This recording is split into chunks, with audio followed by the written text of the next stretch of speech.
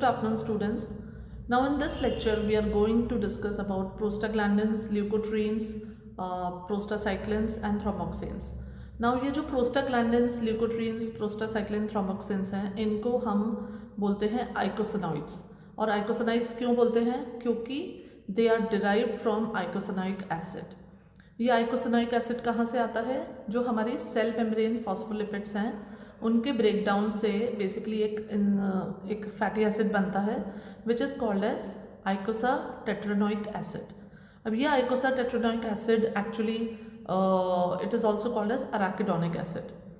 तो देखो, membrane phospholipid से बना अराकिडोनिक एसिड और इसमें जो एंजाइम जो रोल प्ले करता है दैट इज़ फॉस्फोलाइपेस ए. ये फॉस्फोलाइपेस ए एंजाइम जो है एक्टिवेट होता है केमिकल और मैकेनिकल स्टिमुलाई से, and this phospholipase A enzyme is inhibited by glucocorticoids, right. तो अभी आप यहाँ पे इतना रिमेंबर करो कि phospholipase A enzyme is inhibited by glucocorticoids. जैसे ही एंजाइम अगर इनहिबिट होगा तो आगे का पूरा रिएक्शन बंद हो जाएगा. अब ये जो अराकिडोनिक एसिड है, now this basically gets transformed या further gets changed into two pathways. दो पाथवे में जाता है. पहला पाथवे होता है कॉक्स पाथवे या cyclooxygenase pathway, and second pathway is called as lipoxygenase pathway. Cyclooxygenase pathway में अगर हम बात करें तो यहाँ पे दो एंजाइम्स होते हैं, साइक्लोऑक्सीजनेज 1 एंड साइक्लोऑक्सीजनेज 2. अब इस पाथवे में जाकर फिर हमारे को मिलते हैं prostaglandins PGE2D2 F2 alpha, prostacyclin which is PGI2 and thromboxane A2. और दूसरा पाथवे होता है लाइपोऑक्सीजनेज पाथवे. उस लाइपोऑक्सीजनेज पाथवे में अगर हम जाएंगे तो हम देखते हैं फिर बनता है LTA4 बनता है पहले, फिर उससे बनता है LTB4C4 एंड LTD4, तो जिनको बोलते हैं हम ल्यूकोट्रीन्स. तो साइक्लोऑक्सीजनेज पाथवे से जो प्रोस्टाग्लैंडिन्स और थ्रोम्बोक्सिन्स मिले, ये बेसिकली रिंग स्ट्रक्चर्स होते हैं and they are basically formed by the COX pathway. LOX pathway, lipoxygenase pathway से जो चीज़ें बन रही है वो ओपन चेन कंपाउंड्स हैं. So leukotrienes are open chain compounds and they are form from the LOX pathway. तो अभी यहाँ पे आपको ये समझना है कि पहली चीज़ प्रोस्टाग्लैंडिन्स, प्रोस्टासाइक्लिन, थ्रोम्बोक्सिन्स, ल्यूकोट्रीन्स ये सब आइकोसनॉइड्स कहलाते हैं. They are derivatives of eicosanoic acid which is arachidonic acid which is release from membrane phospholipids after activation by phospholipase A which is activated by some chemical or mechanical stimuli, and this arachidonic acid is broken down into further its metabolites by COX enzyme and LOX enzyme, right. तो अब आगे देखते हैं COX enzyme कितने तरीके के होते हैं, LOX enzyme क्या करता है, and then let's see the pathophysiological roles of these prostaglandins and leukotrienes and थ्रोम्बोक्सिन्स. अब देखा गया है कि कॉक्स एंजाइम जो है दो तरीके का होता है, COX1 and COX2. COX1 is actually constitutive and it is usually present in most cells and in basal state it is active. तो एक तरीके से COX1 एंजाइम से मेटाबोलाइज होने के बाद जो आइकोसनॉइड्स बनते हैं वो कहा जाता है कि they maintain the homeostatic balance in our body. एक तरीके से हाउसकीपिंग फंक्शन करते हैं, जैसे they secrete mucus in the gastric to protect the gastric mucosa and they maintain the renal function and hemostasis. और जो COX2 एंजाइम होता है वो इंड्यूसिबल एंजाइम होता है, वो हमेशा नहीं बना हुआ होता है. It is present in insignificant amount, लेकिन जब भी कोई इन्फ्लेमेशन होता है तो COX2 is stimulated, is induced, and this is induced mainly by cytokines, growth factors and other chemotactic agents that are release during inflammation. और ये COX2 एंजाइम फिर अपने अलग से प्रोस्टाग्लैंडिन्स वगैरह बनाता है, थ्रोम्बोक्सिन्स ये बनाता है. जो लॉक्स एंजाइम होता है वो लॉक्स एंजाइम बेसिकली WBC में, लंग्स में, प्लेटलेट्स में पाया जाता है. लॉक्स एंजाइम दो तरीके का होता है, 5 लाइपोऑक्सीजनेज एंड 12 लाइपोऑक्सीजनेज. प्लेटलेट्स में मोस्टली 12 लाइपोऑक्सीजनेज पाया जाता है. तो ये जो लाइपोऑक्सीजनेज एंजाइम है ये प्रोड्यूस करता है LTB4, C4 and D4. Now LTB4, C4, D4 ये बेसिकली कीमोटैक्टिक एजेंट्स होते हैं या they are basically mediators of inflammation. So these substances when they are produced, they produce inflammation, they produce reactions because chemotactic reactions होते हैं, cytokine induced reactions होते हैं, and they play a major role in inflammation in our body. अब इसका जो metabolism होगा तो metabolise कैसे होते हैं? देखो, जो आइकोसनॉइड्स होते हैं ना उनकी बहुत शॉर्ट हाफ लाइफ होती है, मुश्किल से few seconds to few minutes के लिए काम करते हैं and then they are finally metabolized inside the cells. Uptake होता है इनका cells. Uptake is done in the cells by a transporter, and then the chains are broken and the chemical moiety is oxidized and they are excreted in the urine. Most of the metabolism occurs in the lungs. इसका inhibition कैसे होता है? तो पहली मैंने बताया था starting में कि जो ग्लूकोकॉर्टिकॉइड्स होते हैं they suppress inflammation. How they suppress inflammation? They suppress the phospholipase A. तो फॉस्फोलाइपेज ए जैसे ही सप्रेस हुआ वैसे ही ये पूरा जो कॉक्स पाथवे और लॉक्स पाथवे ये इनिबिट हो गया, और जैसे ही इनिबिट हुआ तो सारे प्रोस्टाग्लैंडिन, ल्यूकोट्रीन्स, थ्रोम्बोक्सिन्स, प्रोस्टासाइक्लिन एंड इवन ल्यूकोट्रीन्स ये सब बनना बंद हो गए. तो सारे कीमोटैक्टिक फैक्टर्स हैं, साइटोकाइन फॉर्मेशंस हैं, ये सब बंद हो जाता है. दूसरा एक इनिबिटर हम जो आगे पढ़ेंगे that is NSAID. NSAID is non steroidal anti inflammatory drugs. तो ये देखा गया है कि NSAIDs are basically COX inhibitors. अब normally they are non selectively COX-1 and COX-2 inhibitors, जिसमें एस्पिरिन जो है, aspirin causes inhibition by irreversible method. मतलब एस्पिरिन एक्चुअली उसके साथ जो कॉक्स एंजाइम है उसके साथ उसको एसिटाइलेट कर लेता है and it causes irreversible inhibition. जबकि जो दूसरे NSAIDs है लाइक डाइक्लोफेनाक, आइबुप्रोफेन, ये सब non competitive they don't cause an irreversible inhibition, they cause a reversible inhibition. Once the dose reduces or its effect goes away, then the inhibition is returned back. So ये जो हमारे NSAIDs हैं they cause inhibition of COX enzyme, and as a result they reduce the production of prostaglandins, prostaglandins, prostacyclins and thromboxanes. They don't inhibit the lipooxygenase pathway. तो अब इसमें आगे मैं आपको बताती हूँ कि COX-1 स्पेसिफिक और COX-2 सेलेक्टिव NSAIDs भी डेवलप हुए. तो सेलेक्टिव COX-2 इनिबिटर्स डेवलप किए गए जैसे सेलिकॉक्सिब, रोफिकॉक्सिब, ये सब इटोरिकॉक्सिब. लेकिन अच्छा क्यों डेवलप हुए? क्योंकि जो NSAIDs हैं वो गैस्ट्रिक एसिडिटी करते थे. वो क्योंकि जो उसका प्रोस्टाग्लैंडिन्स का प्रोटेक्टिव एक्शन है म्यूकस प्रोड्यूस करना, तो गैस्ट्रिक म्यूकोजा को प्रोटेक्ट करता था, तो उसको इनिबिट करने लग गए. उससे क्या हुआ? एसिडिटी बढ़ गई, रिफ्लेक्स बढ़ गया, tendency to form ulcer formation की टेंडेंसी बढ़ गई.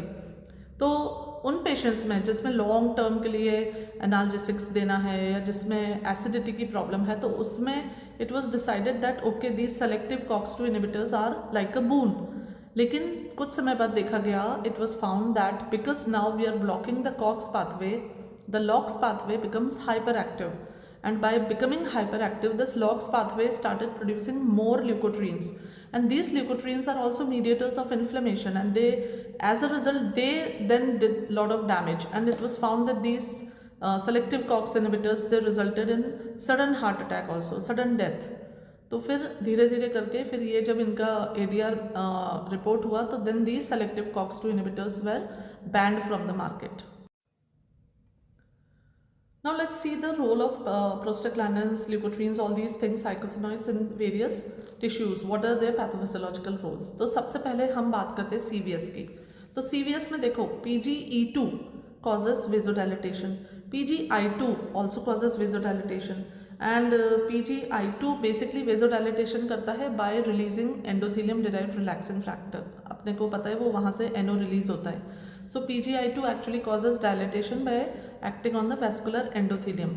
PGE2 भी vasodilatation करता है by causing arteriolar smooth muscle relaxation, लेकिन PGF2 alpha constriction करता है.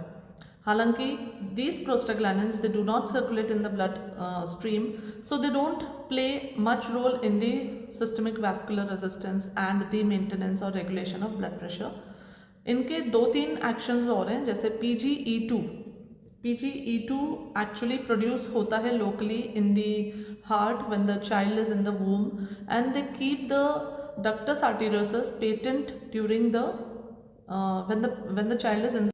यहाँ पे एक इम्पॉर्टेंट चीज़ है कि जो PGE2 होता है ये डक्टस आर्टेरियोसस में लोकली प्रोड्यूस होता है by COX-2, and this in the fetal heart it keeps the ductus arteriosus patent, मतलब उसको ओपन रखता है.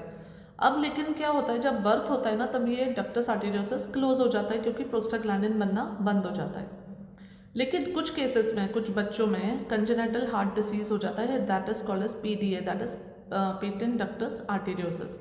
तो इन पेशेंट्स में हमको फिर एस्पिरिन या इंडोमेथासिन देने से वो जाके एकदम से प्रोस्टाग्लैंडिन का सिंथेसिस बंद कराते हैं एंड उससे ये जो PDA है, जो पेटेंट डक्टस आर्टेरियोसिस है, वो क्लोज हो जाता है। So this remember this that prostaglandins PGE2 plays a role in closure of ductus arteriosus at the time of birth, and if it is not closed then indomethacin or aspirin is given for the closure। अब बात करते हैं platelets की। तो देखो ये बहुत interesting है और ये बहुत ध्यान से समझो।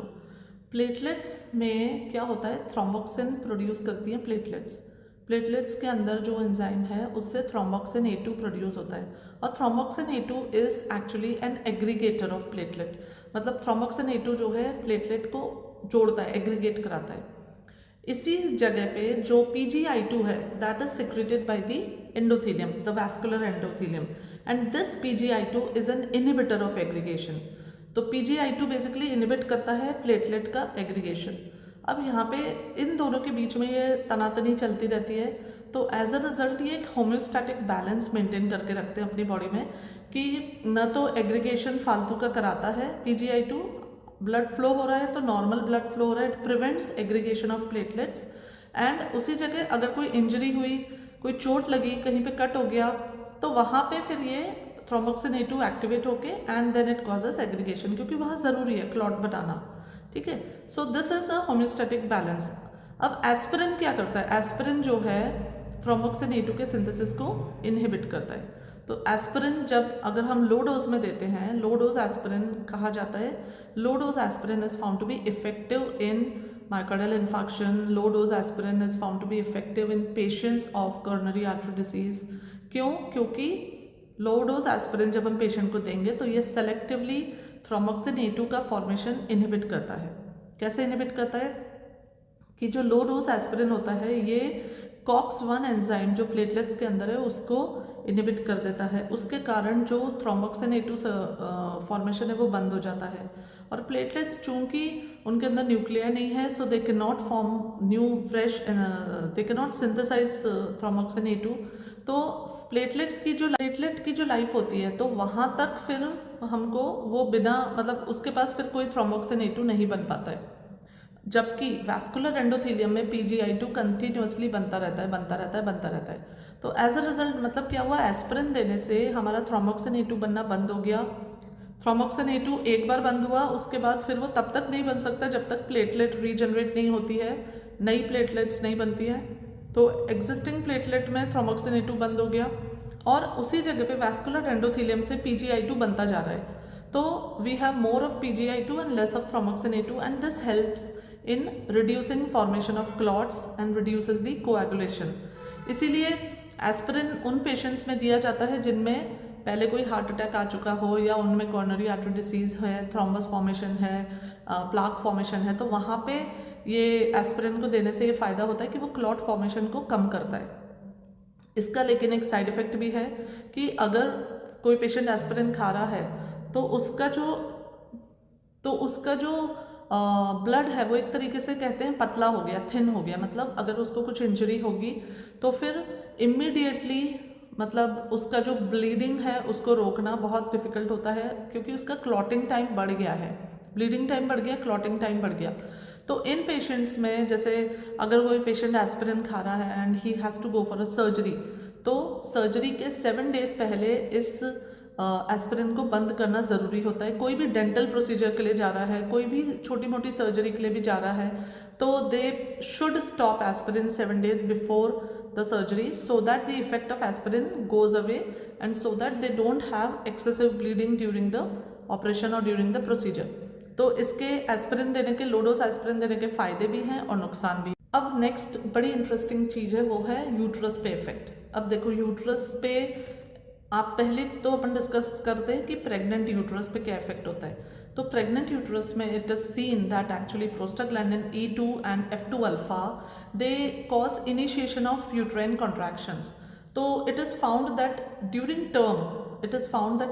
नेक्स्ट बड़ा इंटरेस्टिंग आता है रोल इसका यूट्रस में। तो यूट्रस में it is seen that prostaglandin E2 and prostaglandin F2 alpha, they both cause contraction of the uterus. And जैसे जैसे प्रेगनेंसी बढ़ती है and in fact at the time of labour, onset of labour जब होता है तो प्रोस्टाग्लैंडिन्स अपने सबसे हाईएस्ट उस पे होते हैं कॉन्सेंट्रेशन पे। Prostaglandins are also seen to soften the cervix so that they facilitate the labour process. And ये भी देखा गया है कि एंड ऑफ द प्रेगनेंसी में जो फीटस होता है, fetal tissues, they also produce prostaglandins because prostaglandin has been found in the maternal blood during delivery. So these prostaglandins, they increase the tone of the they increase the contraction of the uterus, they increase the basal tone as well as the amplitude of contraction. तो contract करके they help in the delivery process. अच्छा, अगर हम non pregnant uterus की बात करें तो वहाँ पे देखा गया है कि prostaglandins play a major role in the pain that is seen with periods, that is dysmenorrhoea, और इसीलिए वहाँ पे एस्पिरिन या दूसरे NSAIDs are given to reduce that pain during dysmenorrhoea. जो डिलीवरी के टाइम पे एस्पिरिन और other NSAIDs they also can be use to delay the onset of labour. जैसे पेशेंट है अभी सपोज 36 वीक्स हुए, 34 वीक्स, 35, 36 वीक्स हुए, अभी टर्म नहीं आया है, पेशेंट इज़ नॉट टर्म, तो अब पेशेंट को कंट्रैक्शन शुरू हो गए, तो फिर वहाँ पे एस्पिरिन, इंडोमेथासिन, ये NSAIDs देकर उस ऑनसेट ऑफ लेबर को डिले भी किया जाता है कई बार। So this medicine is also used for that, but the labour should not be delayed if the water bag, if the amniotic fluid has leaked, if there is some other indication कि नहीं delivery तो अब process करानी ही पड़ेगी, unless and until there is some contraindication, then only aspirin can be given. Asthma के patients में what is the effect of prostaglandins on bronchial muscles? तो ये देखा गया है कि जो प्रोस्टाग्लैंडिन F2 अल्फा है, थ्रोमोक्सिन्स है, they cause even the leukotrienes, they cause constriction, bronchoconstriction, while PGI2 and PGE2 are potent, not very potent, they are weak bronchodilators. तो अस्थमा जो देखा गया है हमारी बॉडी में, asthma is mainly because of an imbalance between the inflammatory and constrictor agents, inflammatory mediators which is prostaglandin F2 alpha, thromboxane A2 and leukotrienes, while other prostaglandin I and PGI2 and PGE2 इतना ज़्यादा effect नहीं करते हैं, they are very weak bronchodilators. तो यहाँ पे देखा गया है कि एस्पिरिन जैसी ड्रग्स अगर एस्थमेटिक पेशेंट्स में दी जाती हैं तो they in fact precipitate asthma, because what happens is that they shift the usually they induce asthma because they divert the metabolism towards lipoxygenase pathway and hence more LTC4D4 are produced. दूसरे effects जो prostaglandins के, उनको अगर अपन देखें तो अगर GIT में effect देखें तो prostaglandins basically they induce toxin induced diarrhoea कराते हैं, एंड इसके कारण जो टॉक्सिन्स होते हैं, जैसे कई बार जो हार्मफुल सब्सटेंसेस अगर किसी ने कंज्यूम करे तो उसके रिस्पॉन्स में जो डायरिया होता है उसमें prostaglandins they play a role. Secondly they are also said to play a role in familial colonic polyposis and polyps वगैरह में, तो इसीलिए देखा गया कि जो एस्पिरिन है it has got a protective action in polyps, it reduces the formation of polyps and it also reduces the colon cancer risk, NSAIDs। Then second ये देखा गया है कि prostaglandins have a protective action in gastric ulcer, so they increase the secretion of mucosa and they decrease the acid secretion, और ये जो action है इनकी, ये this is inhibited by the NSAIDs and due to which they cause gastric acidity and ulcer. दूसरा फिर kidney में देखा गया है कि prostaglandins have got a diuretic action, ये डायूरेसिस कराते हैं, ये सोडियम वाटर पोटेशियम का एक्सक्रीशन कराते हैं, एंड CNS में it is seen that prostaglandins they cause toxin induced pyresis, मतलब फीवर कराते हैं।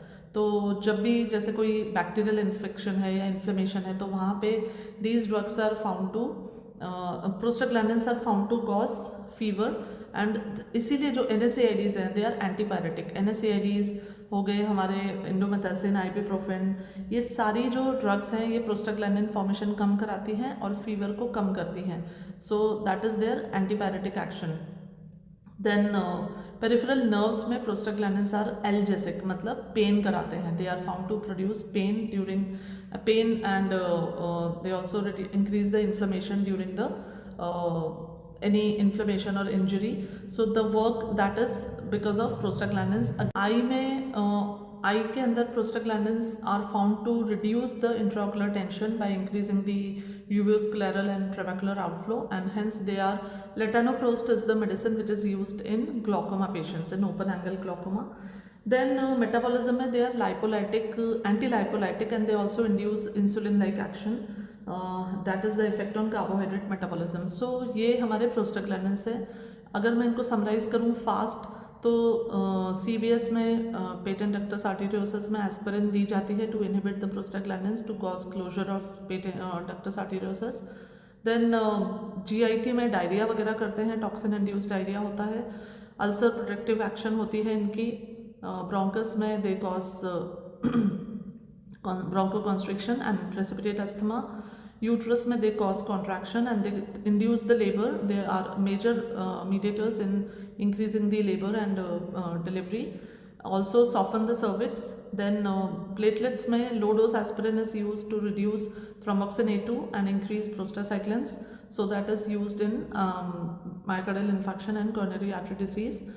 Eye में it is used in open angle glaucoma because they are effective in reducing the intraocular tension. They cause paresis, they cause diarrhea, they cause diuresis, they cause pain and inflammation at the nerve endings.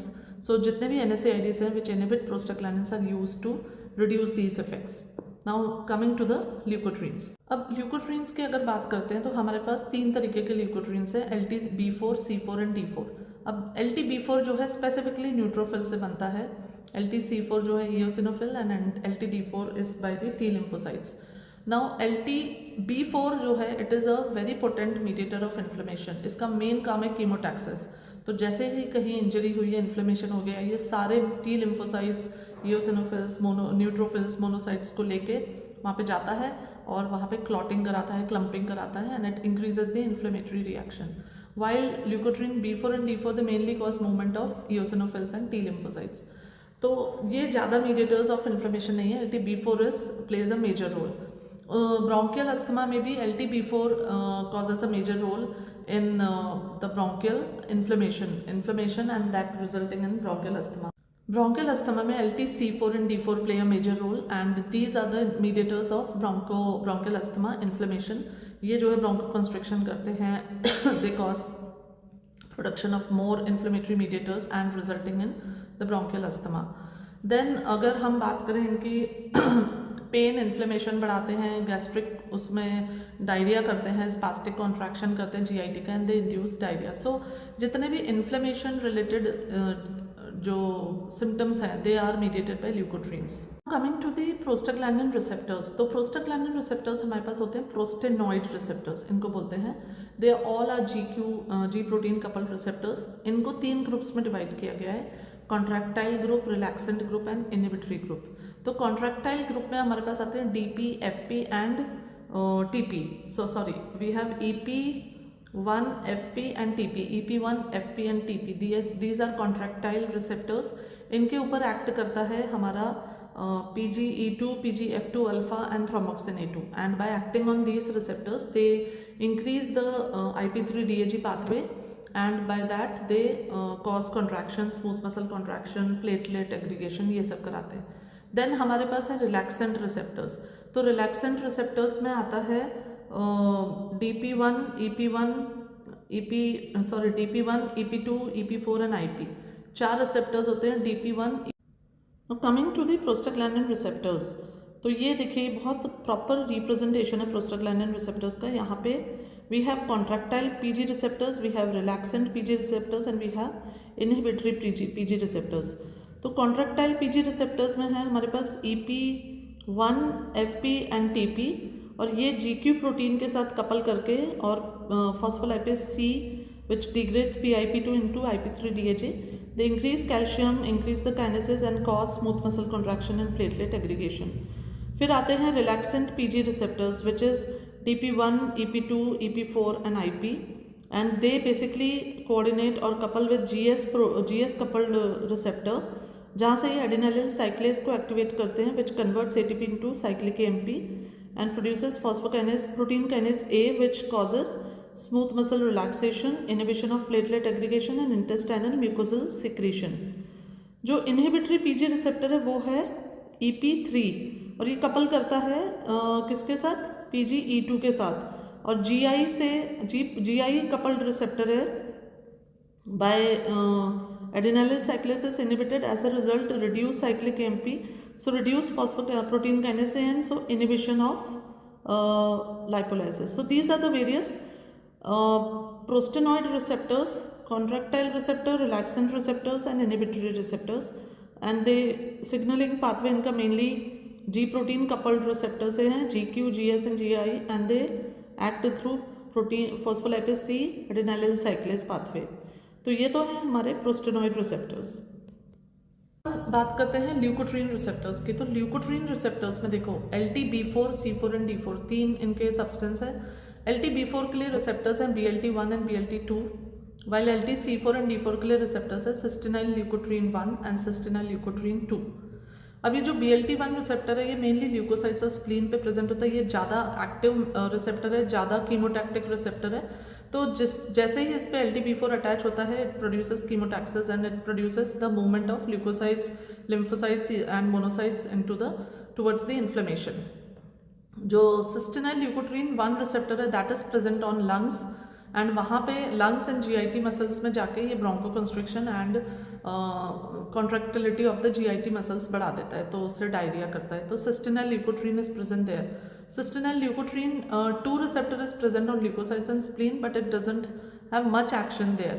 So please remember, leukotrienes have got two type of receptors, BLT1, BLT2 for LTB4, and cysteine leukotriene, cysteine LT1 and cysteine LT2 for LTC4 and D4. To the uses of prostaglandins, तो uses of prostaglandin में सबसे पहले आता है termination of pregnancy.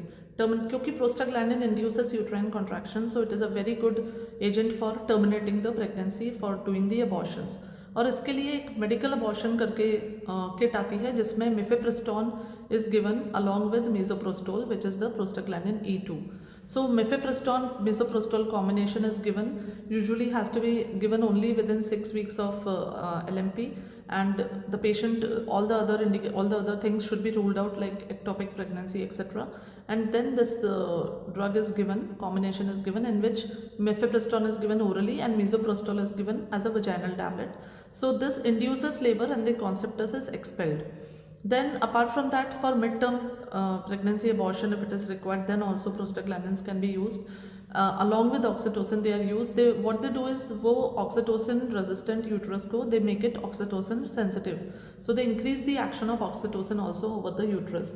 Then third use is in the induction of labor and augmentation of labor. So because they induce contractions, they make the contractions more rhythmic and more sustained, increase the amplitude. They also cause ripening of the cervix, softening of the cervix, so that the uterus enlarges properly. So that is as a result prostaglandins they are given as cervical gels also, or pessaries also they are given, so that they act directly on the cervix, so that they are used in induction or augmentation of labor and cervical priming. They are also used in postpartum hemorrhage. It is seen that if there is an atonic uterus, then there is a prostaglandin which is called as carboprost, which is PGF2 alpha. This carboprost, if it is injected intramuscularly, then it has been found to have effect in atonic uterus, resulting in postpartum hemorrhage. Other uses are glaucoma, जिसमें लेटानोप्रोस्ट दिया जाता है because it reduces the intraocular tension. Then prostaglandins, apart from that, they are also used in peptic ulcer only in cases where there is an NSAID induced acidity. The patient is having aspirin induced peptic ulcer, so there prostaglandins are used. Then in some cases in congenital disorder, to keep the patent ductus arteriosus intact till a corrective surgery is done. So in that case, then prostaglandins are given so that the ductus arteriosus remains patent. Then these substances, prostaglandin के side effects बहुत होते हैं। देखो, they will, because उनके effect ही ऐसे हैं तो उनके साइड इफेक्ट तो होंगे ही होंगे। जैसे फीवर कराएगा, पेन कराएगा, शिवरिंग कराएगा, डायरिया कराएगा, देन फॉलन BP कराता है, क्रैम्प्स कराता है, नोजिया, वॉमिटिंग, ये सब चीज़ें प्रोस्टाग्लैंडिन के यूज़ पे डेवलप होती हैं।